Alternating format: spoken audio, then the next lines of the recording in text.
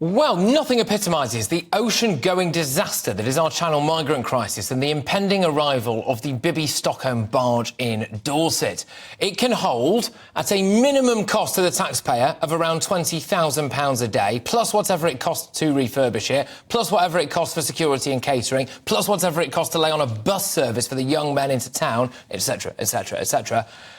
500 people. Yep, 500. More people than that cross the Channel in a single day.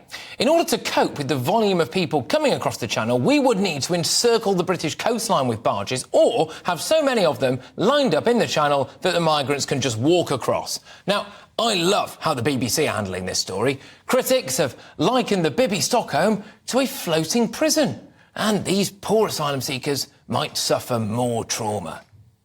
Well, it's literally not a prison because they can come and go. Check this out. Barge residents will be strongly encouraged to return to the ship by 11 p.m. each night. However, there will be no curfew.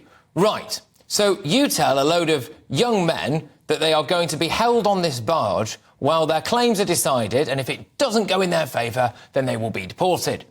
And you tell them that they're free to leave. How many of them do we think are going to hang around? They are discouraged from roaming the streets of Weymouth or Portland. But there are hourly bus services so that they can go shopping, apparently. Who's paying for that?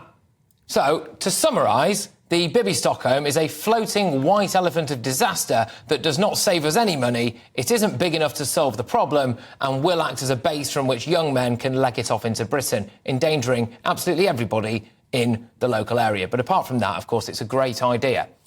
When something big goes wrong, and not if, I am saying when, whether that's here or at any of the other potential barge sites or any of the other hotels, when something goes badly wrong, does anybody else not worry that there will be riots in the streets?